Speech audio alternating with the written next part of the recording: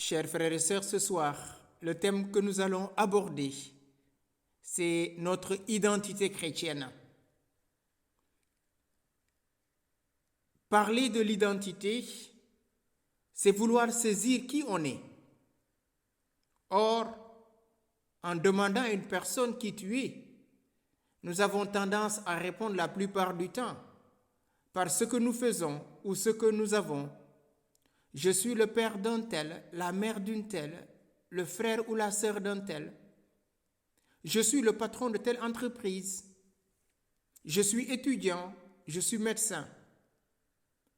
Certes, ces réponses semblent satisfaire notre ego, mais elles ne disent pas qui nous sommes réellement. C'est rare que nous entendions une personne répondre « Je suis le fils de Dieu » ou bien « Je suis la fille bien-aimée du Père ». Je suis une merveille. Je suis la prunelle de l'œil de Dieu. Loin d'être de l'arrogance, frères et sœurs, ces réponses expriment plus notre identité que toutes les autres. Cependant, qu'est-ce que l'identité? On va partir du psaume 8, versets 5 à 6. En face de l'homme, le psalmiste s'interroge. Qu'est-ce que l'homme pour que tu t'en souviennes? Le fils d'Adam, que tu prennes souci. À peine le fus-tu moindre qu'un Dieu, tu le couronnes de gloire et d'honneur. Nous possédons ici toute une pièce d'identité. Qu'est-ce que l'homme pour que tu t'en souviennes? Le fils d'Adam, que tu en prennes souci. À peine le fus-tu moindre qu'un Dieu, tu le couronnes de gloire et d'honneur. C'est quoi notre identité? Nous possédons tous une pièce d'identité. Mais qu'est-ce que cela représente? L'identité peut se comprendre de deux manières. Soit comme la mêmeté, c'est-à-dire ce qu'on va appeler en latin idem, ce qui fait qu'une personne ou une chose peut être identifiée comme numériquement la même, c'est-à-dire être unique. Le contraire de la mêmeté, c'est la pluralité. Cette mêmeté, c'est-à-dire ce que je suis, peut aussi être vu d'une manière qualitative. Là même, il y a une ressemblance. Ici, le terme identité désigne une permanence sans changement dans le temps. Par exemple, l'enfant devient un homme, la graine un arbre. La structure est la même. Même s'il y a une continuité ininterrompue entre les diverses étapes du développement. Mais le code génétique, les empreintes digitales, le groupe sanguin, tout cela reste le même, ça ne change pas. Le bébé qui est couché dans son berceau est le même, toujours. Qu'est-ce qui va changer? Peut-être sa corpulence, ses membres vont grandir, se développer. Cette permanence est appelée le substrat ou la substance, c'est-à-dire ce qui demeure. Une deuxième manière de considérer l'identité, c'est le considérer comme soi, S-O-I, c'est-à-dire comme ipséité, comme ce qui est propre. Elle appelle une compréhension de soi dans le temps qui peut inclure le changement. L'ipséité, c'est-à-dire le soi profond, différent du même, de la mêmeté, répond à la question qui. Par exemple, qui est connecté? Qui parle? Cela montre que l'ipséité est unique et personnelle. On ne peut pas répondre à la place de l'autre. Voilà, à partir de cette définition, nous pourrons maintenant nous poser la question. C'est quoi notre identité chrétienne? Je suis chrétien, ça veut dire quoi? Dans le livre de la Genèse, au chapitre 1, verset 26, Dieu dit « Faisons l'homme à notre image, comme notre ressemblance. » Oui, frères et sœurs, nous sommes image et ressemblance de Dieu, prodige des mains divines, créé moindre qu'un Dieu, mais couronné de gloire et d'honneur. L'homme est tellement beau Quand je dis homme, bien sûr, homme et femme. L'homme est tellement beau et bon que Dieu tombe amoureux de lui. Il est l'unique créature aimée pour elle-même. C'est seulement dans l'homme et face à lui que Dieu s'est retrouvé et s'est reposé. Dieu se reposa le 7e jour après avoir créé l'homme le 6e jour. Mais qu'avons-nous fait de ce cadeau inouï, frères et sœurs? Nous ressemblons plus à Dieu qu'à nos parents et nous appartenons plus à Dieu qu'à nos parents. C'est la réalité de notre création. Merci Seigneur pour cette merveille que nous sommes. Cependant, cette image et cette ressemblance ont été ternies par le péché. Mais Dieu, dans sa miséricorde, ne nous a pas abandonnés. Il est venu à notre secours en nous envoyant son Fils bien-aimé, son unique engendré. Saint Jean nous rappelle que Dieu a tellement aimé le monde qu'il a envoyé son Fils unique. Jean au chapitre 3, verset 16. Et ce Fils nous a tellement aimés qu'il s'est incarné dans le sein de la Vierge Marie pour faire de nous des fils. Mais à tous ceux qui l'ont reçu, il leur a donné pouvoir de devenir enfants de Dieu, à ceux qui croient à son nom. Ils ne sont pas nés d'un désir charnel, ni du sang, mais d'une volonté divine. Jean chapitre 1, verset 12. Oui, frères et sœurs, nous sommes enfants de Dieu. Voilà notre véritable identité. C'est pourquoi depuis le jour de notre baptême, la voix du Père s'est fait entendre. Tu es mon fils, tu es ma fille. Aujourd'hui, je t'ai engendré. Demande-moi et je te donnerai les nations pour héritage, les extrémités de la terre pour possession. Le psaume 2, versets 7 à 8. Tu es mon fils, tu es ma fille. Aujourd'hui, je t'ai engendré. Et aujourd'hui, c'est Dieu qui nous parle. Oui, frères et sœurs, Dieu nous engendre aujourd'hui parce que Dieu n'a qu'aujourd'hui. Demande-moi et je te donnerai les nations pour héritage, les extrémités de la terre pour possession. Le psaume 2, versets 7 à 8. Oui, frères et sœurs, nous sommes des fils et des filles bien-aimés du Père par le Christ et dans le Christ. Et le Saint-Esprit en personne se joint à notre esprit pour attester que nous sommes enfants de Dieu. Romains au chapitre 8, verset 16. Qu'est-ce qu'il y a de plus grand, de plus noble, de plus sublime que d'être enfant de Dieu? Il peut arriver que nous doutions de cette filiation divine. Mais ce soir, le Saint-Esprit dit à chacun et à chacune de nous que tu es véritablement fils ou fille de Dieu. Oui, frères et sœurs, ne laissons pas le diable nous mentir, lui qui est menteur et père du mensonge dès l'origine. Jean chapitre 8, verset 44. Oui, le diable nous ment en nous dévalorisant. Il connaît notre faiblesse et il exagère notre péché pour nous réduire à sa loi.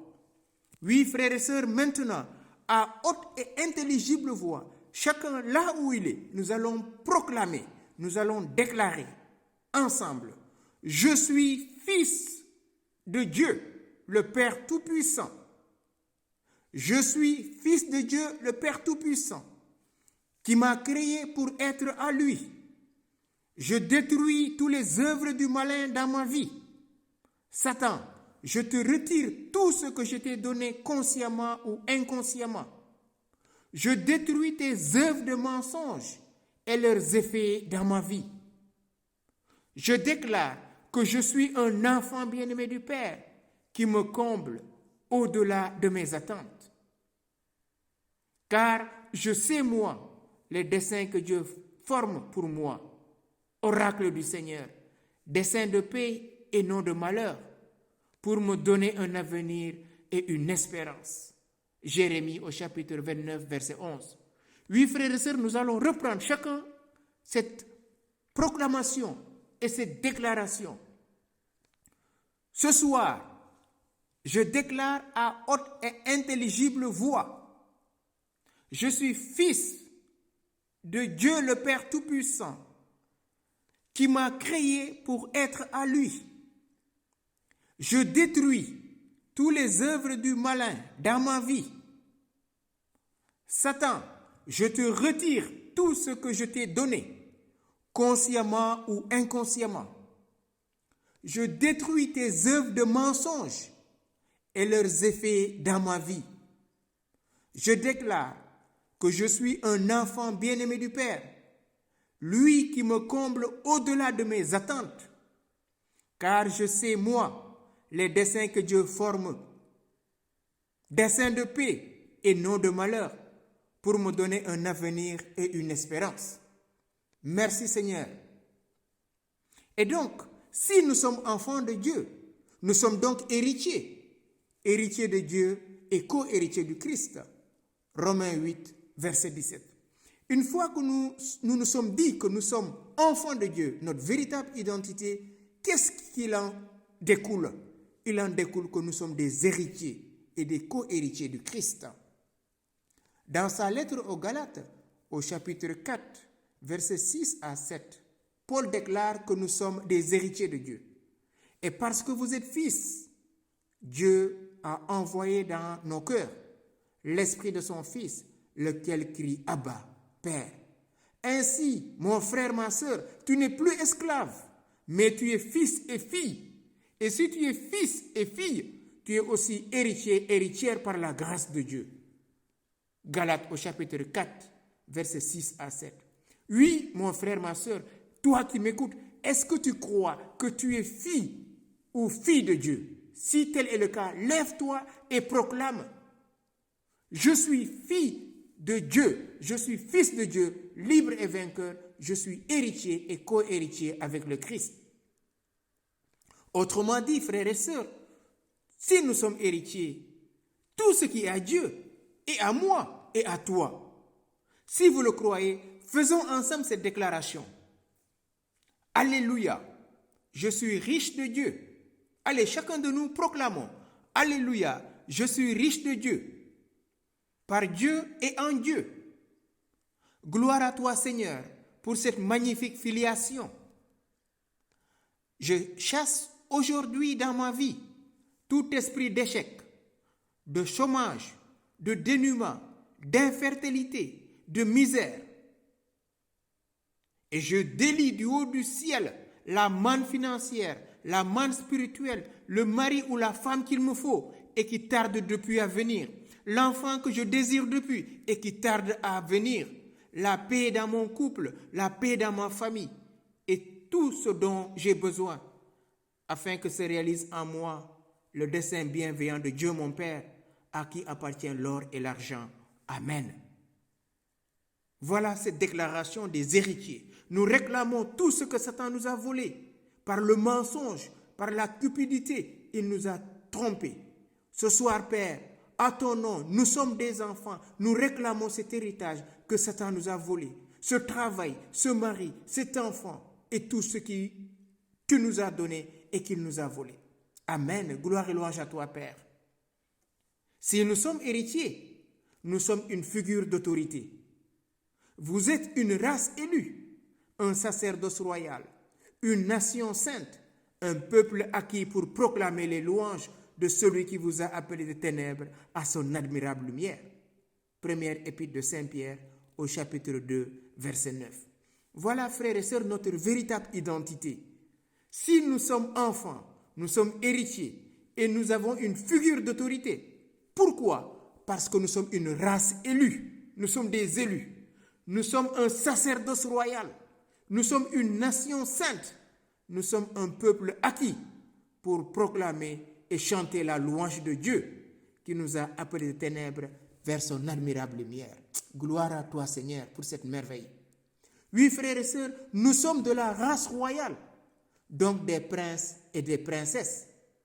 C'est à nous qu'il appartient de conduire les nations par un sceptre de fer.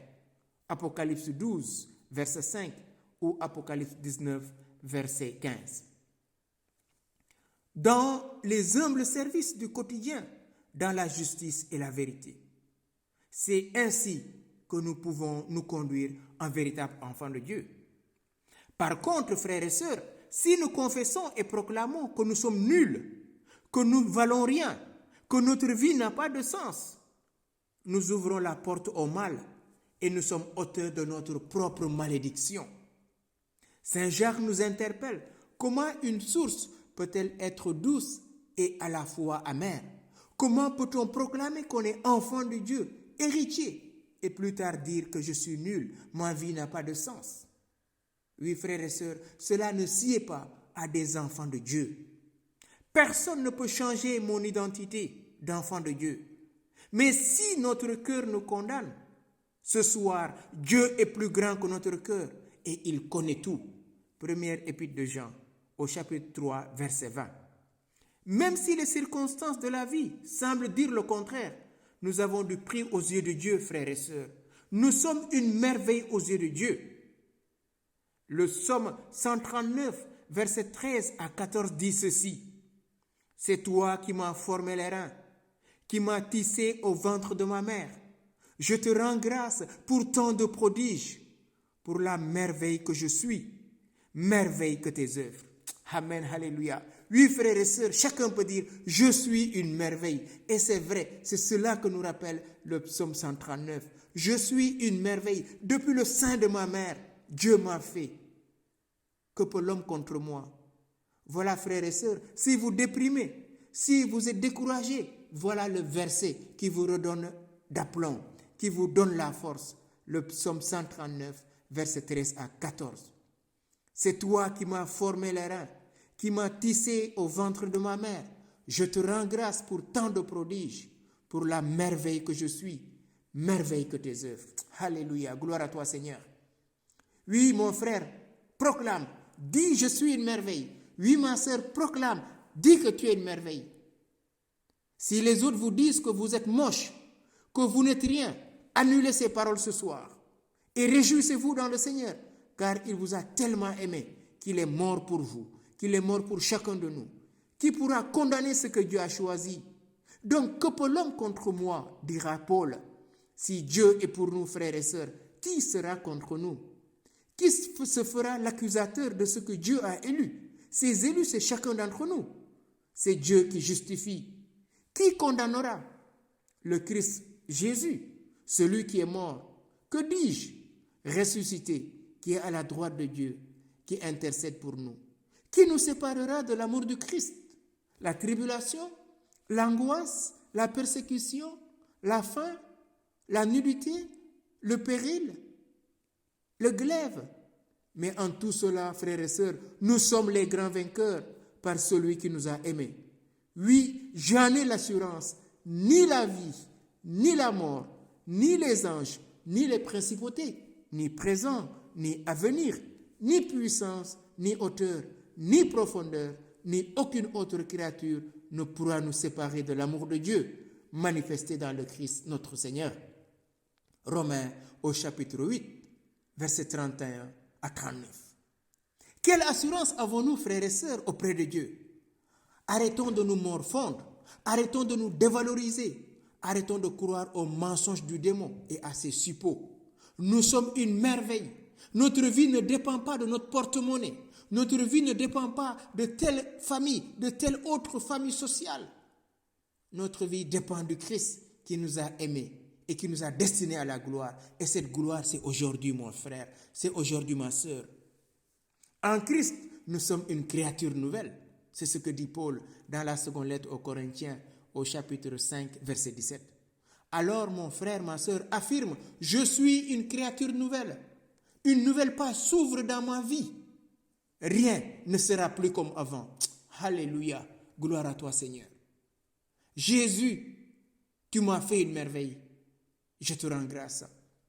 Que ton sang maintenant coule sur chacun d'entre nous pour y enlever tous les crasses du péché, tout ce qui nous empêche de rayonner de ta gloire. Oui, frères et sœurs, plusieurs d'entre nous ont laissé les hommes, y compris nous-mêmes, nous coller des étiquettes, des fausses identités négatives et parfois destructrices. Parfois, nous sommes l'auteur de notre propre destruction. nous croyons aux mensonges plus qu'à la réalité de la parole de Dieu. Dieu te dit, tu as du prix à mes yeux et je t'aime. Si tu traverses les eaux, je suis avec toi. Si tu es dans le feu, il ne te brûlera pas, je suis avec toi. Et donc, frères et sœurs, nous sommes une merveille. Enlevons ce soir toutes ces fausses étiquettes qui nous ont été collées depuis notre enfance. Tu es ceci, tu es comme ça. Arrêtons ces faux jugements, ces paroles négatives et jetons-les ce soir dans la fournaise du Saint-Esprit. Or, Dieu a pour nous des projets de prospérité, des projets de paix, des projets de joie et non de malheur, comme il nous le rappelle dans le livre d'Isaïe et il le reprendra dans le livre de Jérémie. Changeons donc notre manière de voir les autres, mais aussi de nous voir. Nous sommes une merveille et les autres sont une merveille. Nous regardons dans l'Ancien Testament. Rebecca a donné à son fils le nom de Jacob. Jacob signifie usurpateur. Ce nom a marqué l'identité de Jacob et a fait de Jacob un usurpateur. Il va usurper le droit d'aînesse de son frère. Une autre femme va donner un nom bizarre à son fils en l'appelant Jabed. Jabed veut dire douleur. Et nous connaissons l'histoire de Noémie, la belle-mère de Ruth. Elle va changer son nom, elle va s'appeler amère. Noémie signifie douceur, mais elle va s'appeler amère parce qu'elle a perdu ses 2 enfants. Oui, mon frère, ma soeur, quelle identité veux-tu porter aujourd'hui? Quelle identité les hommes de ce monde t'ont donnée? Veux-tu ce soir recevoir la véritable identité? Parce que nous sommes façonnés à l'image et à la ressemblance de Dieu. Sachez que vous êtes vous-même une figure d'autorité. Et tout dépend de vous aujourd'hui. Votre proclamation touchera le ciel et le ciel va se déchirer et déverser sa grâce ce soir en chacun d'entre nous. Et à ce titre, notre langue peut être un instrument dangereux de construction, mais aussi de destruction. Saint Jacques est farouche. Jacques au chapitre 3. La langue, c'est l'un des membres les plus petits du corps, mais c'est un membre qui fait beaucoup de dégâts. Frères et sœurs, réfrénons notre langue. Regardons ce que nous disons de nous-mêmes et ce que nous disons des autres. Si vous proclamez, vous confessez chaque jour que vous êtes une vieille fille, que vous ne valez rien, votre vie sera ce que vous proclamez. Mais si vous proclamez que vous êtes une merveille, nous n'avons pas été créés par Dieu pour mourir jeunes. Isaïe 65, verset 20. Nous n'avons pas été créés par Dieu pour être un échec, pour être misérable, pour être un vermisseau. Psaume 22.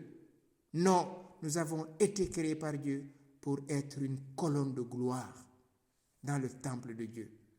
Avec le psalmiste, osons confesser: je suis une créature si merveilleuse, je suis prince, je suis princesse, je suis fille, fils de roi. Le roi des rois et le Seigneur des seigneurs m'a fait. Aujourd'hui, maintenant, nous allons proclamer à haute et intelligible voix: je détruis toute malédiction dans ma vie, tout état misérable dans ma vie. Je suis libre et vainqueur. Je suis une nouvelle créature en Christ, une créature si merveilleuse, créée à l'image et à la ressemblance de Dieu. Je suis le temple de Dieu. Je suis la maison où habite Dieu. Je suis de la famille divine. Pour moi, le Christ est mort et ressuscité et me destine à la gloire. Voilà, frères et sœurs, ce que je voulais partager avec vous ce soir. Que chacun de nous se découvre d'une nouvelle manière. Nous sommes une merveille. Et cette merveille est gravée dans le cœur du Père, révélée en Jésus-Christ, dans sa passion, sa mort et sa résurrection. Et le Saint-Esprit nous est donné aujourd'hui pour nous conduire jusqu'à la vérité tout entière, afin que chacun d'entre nous puisse aujourd'hui découvrir sa véritable identité pour rayonner de gloire et de gloire en gloire, maintenant et pour les siècles des siècles. Amen.